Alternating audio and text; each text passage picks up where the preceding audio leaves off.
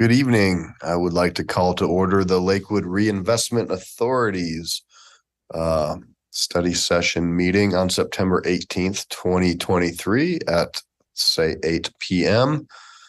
For those wishing to participate tonight, the telephone number is 720-707-2699. The webinar ID and the call-in ID are the same, which is going to be 836-2082-8098, and you'll press pound to get into the meeting. Now I'd like to ask the clerk to please call roll. Chairman Paul. Here. Commissioners Abel is absent. Barraway. Here. Franks. Here. Jansen. Here. Kerr. Here. Mayak Guerrero. Here. Miller. Here. Olver is absent. Sharazai. Here. Springsteen is absent. Stewart. Here. Strom. Here. Vincent. Here. And I believe Wolfram is absent. Mr. Chairman, you have a quorum. Fantastic. All right. Well, thank you all for taking the time to come out. We just finished up the regular budget study session, and now we'll move into the LRA. This will be the community's opportunity to engage here, but we'll also have final opportunities in the next coming weeks. And with that, I'll turn that over to the LRA's Executive Director, Mr. Robert Smith. Thank you very much, Chair Paul. Appreciate that very much. Yeah, we'll have an opportunity here to go through the LRA budget, and I'll bring up the screen here in just a moment. Just to let folks know, the LRA budget, the digital version, is available online. If you go to www.lakewood.org/LRA, so those three initials, Lakewood Reinvestment Authority, LRA, you can certainly take a look at the 2023 revised and the 2024 proposed. And we'll get out a hard copy to all of the commissioners here very shortly this week. So I'm going to take the opportunity to pull up the screen and make sure we're going there. And I will work with a PowerPoint here shortly. And want to make sure everyone can see that PowerPoint. Yes? Yes, we can. All right, we will start with a quick thank you. I want to thank Isabella Nunez in the Economic Development Office. She not only works on the economic development budget, integral to the LRA budget as well. And then a big hat tip to the finance team, Shane O'Neill and Nicole Stair, and of course our LRA LRA treasurer, Holly Bjorklund, because after they get done with the monster 400 some odd page city budget, they work on their relatively modest 22-page LRA budget. So getting through the LRA budget's just a little bit easier, but man, they put in that effort, and I want to thank them very much for that.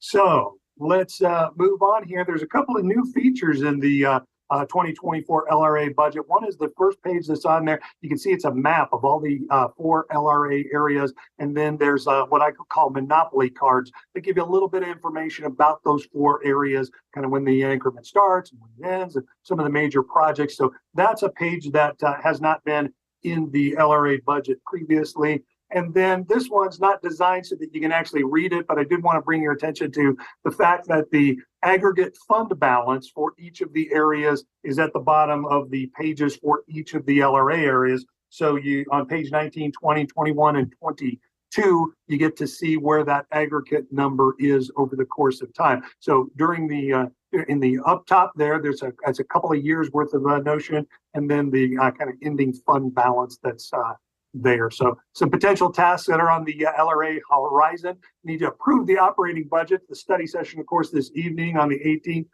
The resolution and the approval happens on the 23rd. Now, if you're part of the council, you know that there's another public hearing for the city's budget in between. LRA doesn't require 2 public hearings like the city budget does, so we don't have a presentation in that interim public hearing. We'll come here to 10:23 to talk about that budget. That's 35 days away. Plenty of time to ask questions if you would like to, commissioners. The best and most effective way to do that is to send an email to the treasurer, Holly Bjorklund with your question. We'll get a comprehensive answer, and we'll send those out on a regular basis. We already have a few from Commissioner Jansen. We're going to answer those tonight in the presentation, and then we'll go ahead and send out that information to all of the commissioners. We work with the existing and new URA project areas. You'll recall last time the LRA got together, we talked about a potential new area along the Sheridan corridor. That's not yet in place. It's not yet being considered. We're in the process of securing a consultant to do a blight study in that area, and that would likely come to the city council for a potential blight designation tail end of this year, first part of next year. Right now, for the LRA's purposes, we have 4 areas, and those are the areas that we're managing and working. I'm going to give you a short summary of all those areas tonight. We would approve IGAs or intergovernmental agreements for new URA project areas. So House Bill 1348, which we've talked about a number of times, it requires that we have a IGA with each taxing entity as we move forward into a new URA area. So if the city council were to designate an area, we would have a separate IGA with each of those taxing entities talking exactly about what their commitment to the Urban Renewal Authority area would be. We're going to consider some property acquisitions over the course of the next year. Don't know exactly where those are or when they will be. As you know, those come up sometimes suddenly. But we're keeping our eye on some things where we might be able to get a catalytic effect by controlling a property for a short period of time. We have 2 of those in our portfolio right at the moment. We'll talk about those in just a moment. And then we would also need to consider additional programs for deploying funds. We do that in the LRA by using those supplemental budget appropriations. And you'll recall during 2023, we produced a budget in late 2022 to help us through 2023, but we had some programs that we could work with. We had some properties we could acquire, and we had the funds to do it in those areas, but we needed to get permission from the Lakewood Reinvestment Authority Board of Commissioners. So when we ask for permission, we also ask for a supplemental budget appropriation to amend the budget. So you'll see a lot of change in the 2023 revised from the 2023 because the LRA Commission of Board of Commissioners approved 7 supplemental budget appropriations in 2023. And you'll see all those reflected in the 2023 revised, but each of them a big project, and we consider them individually, and that's how they got put into the budget. On the horizon here, of course, with the budget reflects that continued stewardship. I call it a workman-like budget. It has all of the commitments that we've already have in the LRA and are kind of operating day to day. Doesn't have any particularly grand or new programs to talk about yet, but those would come supplemental to this budget as the year rolls on in 2024. As the areas complete their increment capture period, and as you know, it's a 25-year increment capture period. All of the areas have that ending, the increment will be ending here in the next few years. So we need to have those means of how do we transition from having revenue coming into those areas from not having revenue coming into those areas. So we'll use that map that I talked about before. You can see it on the screen there. The area that has that kind of yellow glow down at the bottom is what's called Alameda 1. It's the increment capture ended in 2023. We still have a couple of projects that we're bringing to across the finish line there. One is that former Chalet Motel. I'm going to talk a little bit more about that and where we're at with that. But you also approved some grants to the Alameda Business Improvement District, and they're deploying those out. And their grant program is essentially a 5% match, so it's a low get-in cost up to $25,000 to mitigate blighting conditions out on the Alameda corridor. And then that revolving loan fund, we're getting ready to deploy that, put that out on the street, let business owners kind of dictate how they can get blight eliminated in the corridor. That way, we're hoping that program is going to be really successful and that we can implement a similar one on Colfax here in the next year. So going back to the Chalet Motel, I'd like to remind you of that. This is the picture that we talked about when we approved that early in 2023. As we talked about this kind of model for these roadside inns or these motor hotels, just that really doesn't work with I-70 taking most of the traffic several miles to the north. So the public purpose of this acquisition, and we did close on this property, is to mitigate the blighting conditions on the site and to help out with the entirety of the project area. Once again, All of the properties in an urban renewal area are called a project, and then the individual things that we do are called an undertaking or activity. This undertaking here with the chalet was designed so that the future development could be guided by the LRA's intentions for preventing those blighting conditions from coming back and better meeting the public's aspirations for that. Had a lot of questions about how that process would work, and it's our intention to have a study session with the LRA Board of Commissioners tail end of the year, November, December, to talk very much about that proposal process and how that blank canvas goes out into the market and what those proposals coming back, how they would be weighed and selected. So that's something to look forward to at the tail end of this year. And the general concept, again, was to acquire the property, mitigate the environmental concerns, demolish deteriorated structures, and create a blank canvas for those future private sector redevelopment that's consistent, of course, with the zoning and market and LRA guidance. Just so you know, for the chalet, just completed last Friday the environmental mitigation that was mostly asbestos. So all of the asbestos containing materials in the hotel have been properly removed under a state permit, and they'll be shipped out. We'll have a moment where the public safety folks will have an opportunity to utilize the site for some training exercises. And then we're fully anticipating the demolition to occur sometime in the month of October, hopefully in that front half of October, to start seeing that motel coming down and those pieces being taken away from the site. So you see that public safety was really one of the concerns there. After acquiring the motel, we put a fence around the motel. We've had lots of graffiti taggers coming in. We immediately paint those things over because we want to send the message that your message is not going to stay up for more than a few hours, few days at most. And then you kind of see that what those rooms were looking like, very deteriorated, being used by a variety of folks, and it's just unsafe, unhealthy conditions out there. Those are no longer taking place. So the hotel has been secured, the motel has been secured, and we're moving forward with that.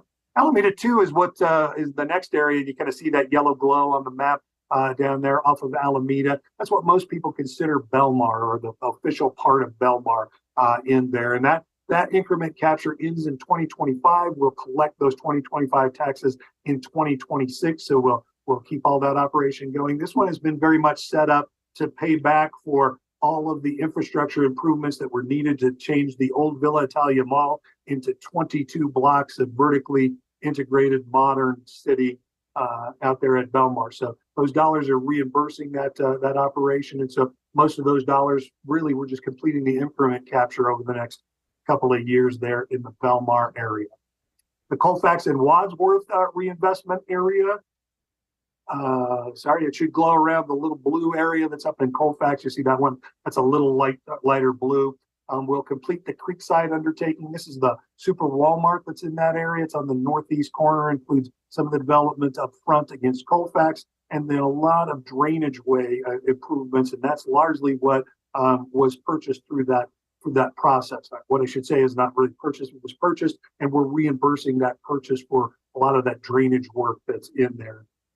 Commissioner Jansen's questions were about that reimbursement. We'll talk a little bit more about that. The fourth area is the Colfax corridor area. That increment capture ends in 2030. We'll be collecting those taxes again up through 2031. You can see it in the yellow glow around the area. About 700 properties included in that Colfax area. The station betterment program. So we bettered both the Oak Street station and the Wadsworth station. We took out a loan for that process. We've been paying back that loan. We've refinanced that loan twice, and our friends in finance were successful in getting those refinanced and saving tens of thousands of dollars in interest payments on those loans over the years. And those we'll continue making those payments to the fruition of all of those. The former Blue Sky Motel. We're going to talk a little bit more about that in just a moment. On Colfax, that's a project that you'll see a lot of activity with.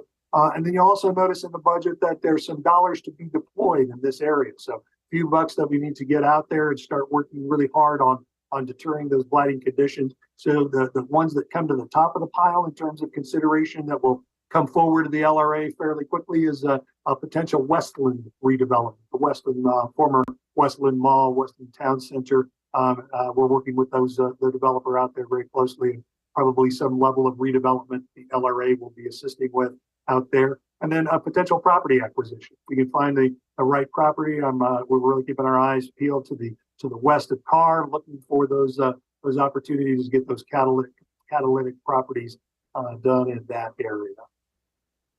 So I mentioned the blue sky, and here's some pictures of the property that we talked about. You may have seen on the news recently that Blue Sky Motel sign. Laura Moody from our office, and I got to tip my hat to Laura Moody for managing this project very well. Katie Faltis, by the way, is the one who's managing the Alameda Chalet Motel redevelopment out on Alameda. Laura Moody worked with folks to get this motel, Blue Sky, brought into the Heritage Center. So we're going to preserve that sign, keep that around for quite some time. The original owners that bought it in 1970 held it till about 1984. We're thrilled to see that that piece of history is going to stay in the archives there over at the Heritage Center. The motel itself, though, as you know, is a dangerous area. The safety there is just horrible. It's a difficult property. You see another view of it right there. It's boarded up. It's secured. We've moved the fence in such a way that we're able to control the property much better. We've had a lot less difficulty and challenges with the property. We still do have those challenges, but they've been mitigated largely by having that fence out there. We're in the process of selecting those contractors to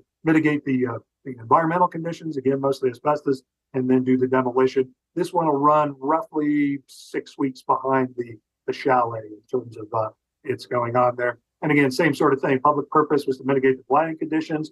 The future development will be guided by the LRA's intentions, and then also preventing those blighting conditions in the future. And then the general concept, as you know, is we acquired the property, which we did, mitigate the environmental concerns, which we are on the cusp of starting, demolish the deteriorated structures, which will happen down the road a little bit further, and create that blank canvas for future private sector and redevelopment. Now, you recall that difficult challenge out there. Obviously, there were a house catment on the edge of the property. Just so folks know, we've moved that fence out to the property line to secure the area better and to hopefully keep folks out of there. In all honesty, folks cut the fence and they cut the fence and they get inside. It's difficult to control all of it, but the better fence out at the perimeter gives us a better chance of controlling that property that much better. So with that, we can take on some questions. I do have the questions I'd like to read. They got submitted in writing ahead of time, so happy to talk about that. I'm going to go ahead and stop the share here and mention those questions and the answers to those questions, and then I will turn it back over to Chair Paul for the additional questions in there. So Commissioner Jansen had several questions, many of them about the Creekside Shopping Center. Again, that's the one that's on Wadsworth and Colfax and includes that super Walmart store. First question was the reimbursement agreement with Creekside, or in parentheses Walmart, is supposed to terminate 8/9/24 or when the reimbursement is complete. That's very true. The termination date is the earlier, whether we complete the reimbursement or that 8/9/24 date. She asks here, the column titled 2022 amount of tax shared with the developer shows that $1,482,000 number. Did Creekside get reimbursed that $1,480,000 or just the $482,000? The answer to that question is it's a $1,482,206 is what's been reimbursed on that question. The original repayment of Creekside was generated from sales tax, property tax, and the public improvement fee, often called a PIF.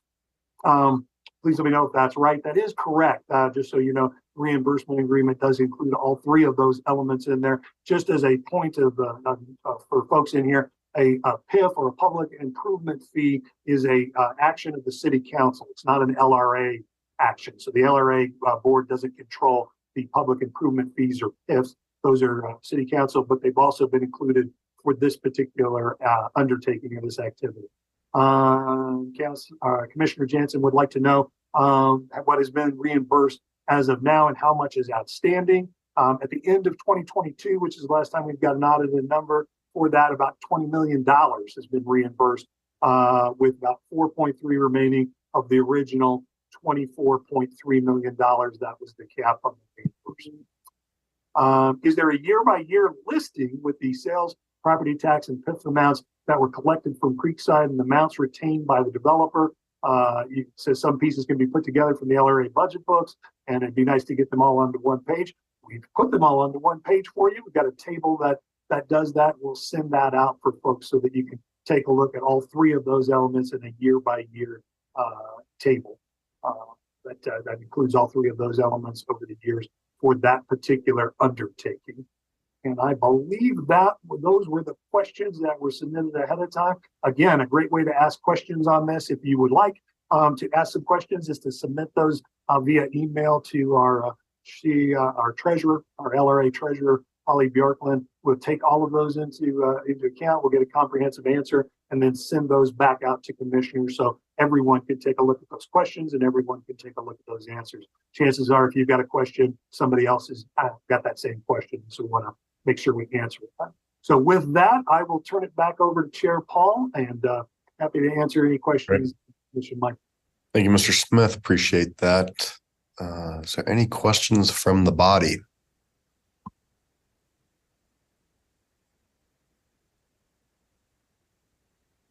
Okay, I am not seeing any hands coming up, so certainly appreciate everybody's time and your willingness to serve on this for our folks that are outside of the regular city council. And it's been a year of a lot of new things and things that this group is going to continue to work on. So I really do appreciate that.